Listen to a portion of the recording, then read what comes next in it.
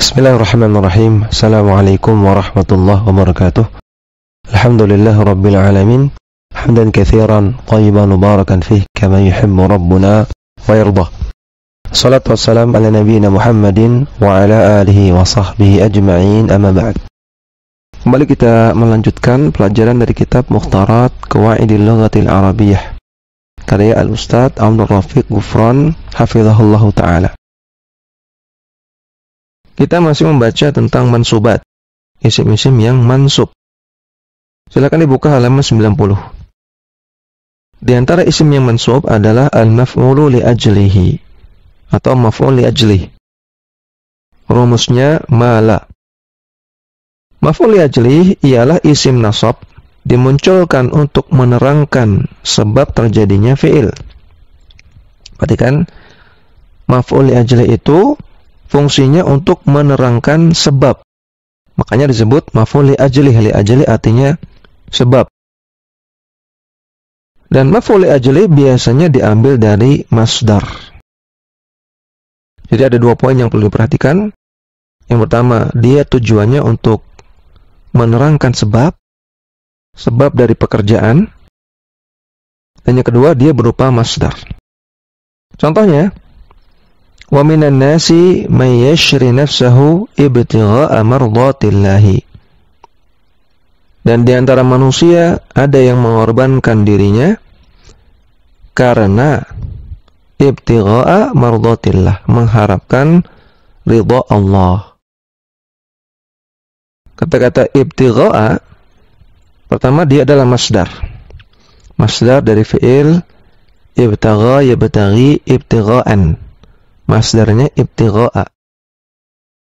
Kemudian di sini dia fungsinya menerangkan sebab.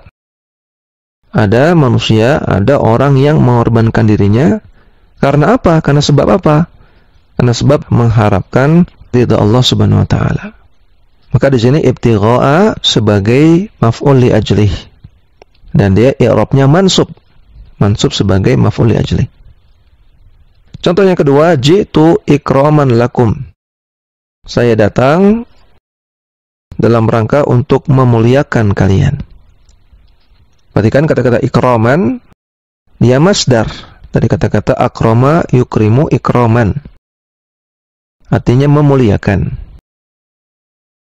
Kemudian dia di sini tugasnya untuk menerangkan sebab. Kenapa saya datang? Karena untuk memuliakan kalian. Contoh yang ketiga, wala taqtulu auladakum khasyata imlaqin. Janganlah kalian membunuh anak-anak kalian karena takut miskin. Kata-kata khasyata dia adalah masdar.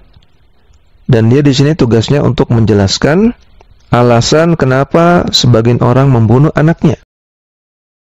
Yaitu karena khasyata imlaqin, takut miskin. Maka khasyata di sini mansub sebagai maf'ul li ajlihi. Dan untuk mengetahui sebuah masdar itu maf'ul li ajli atau bukan, caranya maf'ul li ajli dapat dimasuki huruf jar lam. Yang mana huruf jar lam ini artinya karena atau sebab. Namun apabila kemasukan huruf lam jar ini, maka i'rabnya tidak lagi mansub, namun menjadi majrur. Namun untuk mengetahui bahwasanya ini maf'ul li ajli atau bukan, bisa kita tes dengan kita masukkan lam jar. Contohnya, pada perkataan tadi jitu ikraman lakum, kita ingin ngetes ikraman ini maf'ul li ajli atau bukan. Maka kita masukkan lam jar menjadi jitu li ikramikum. Aku datang untuk memuliakan kalian. Nah, kalau maknanya benar, maka ikraman di sini sebagai maf'ul li ajli.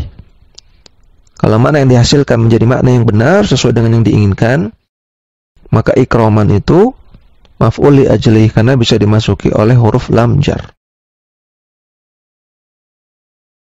Kemudian di antara isim yang mansub adalah al-maf'ulu ma'ahu. Maf'ul ma'ah. Rumusnya ma. Maf'ul ma'ah ialah isim nasab yang jatuh setelah huruf waw yang menunjukkan arti bersama atau kebersamaan.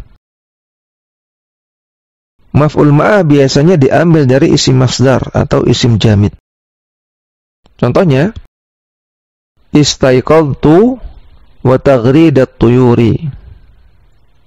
Saya bangun, bersamaan dengan itu ada kicauan dari burung. Perhatikan di sini ada huruf waw.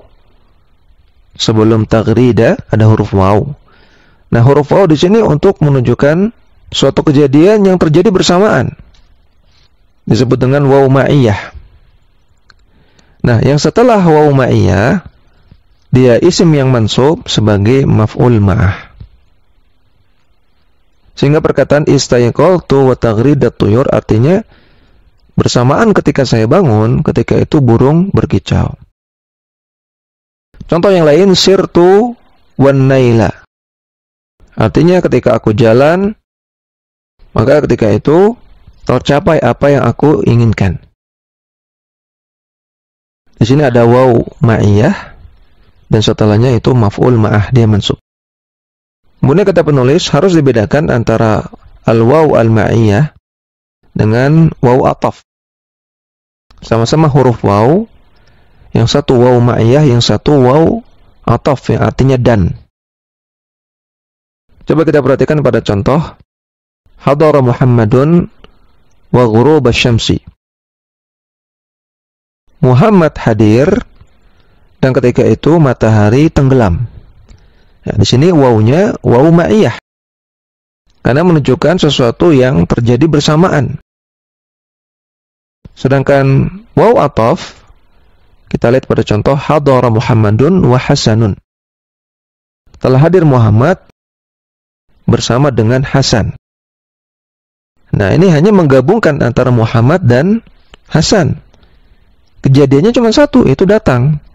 Tapi yang datang dua orang, Muhammad dan Hasan. Kejadiannya cuma satu. Kalau pada waw ma'iyah, kejadiannya dua. Pertama datang, yang kedua tenggelam matahari. Jadi bisa dipahami ya perbedaan antara waw ma'iyah dengan waw ataf. Waw ma'iyah itu menunjukkan kejadian yang terjadi bersamaan. Adapun waw ataf itu menggabungkan dua perkara yang dia sama-sama mengerjakan satu pekerjaan, satu kejadian. Latihan, apa fungsi maf'ul li ajlihi dan maf'ul ma'ah? Jelaskan dengan contoh masing-masing. Maf'ul li ajlihi digunakan untuk menerangkan sebab atau alasan. Contohnya, dhahabtu ilal madrasati talaban lil ilmi. Aku pergi ke sekolah dalam rangka untuk menuntut ilmu.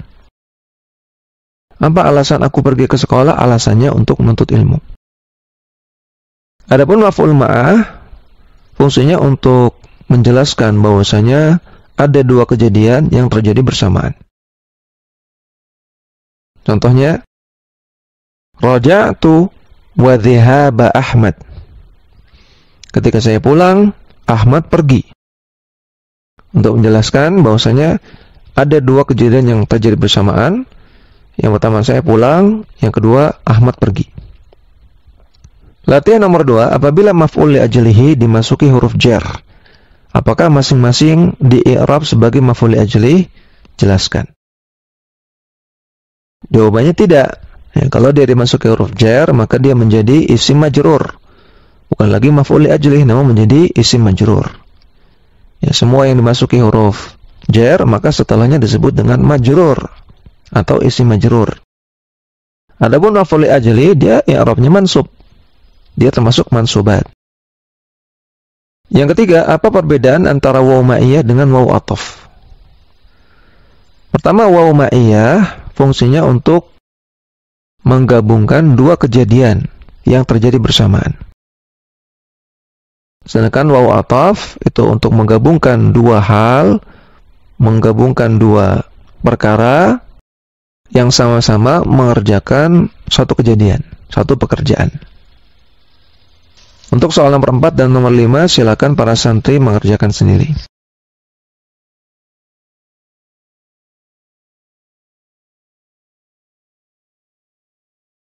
Ya, demikian yang bisa kita baca, mudah-mudahan bermanfaat. Wassallallahu ala nabiyyina Muhammadin wa ala alihi wa sahbihi wasallam.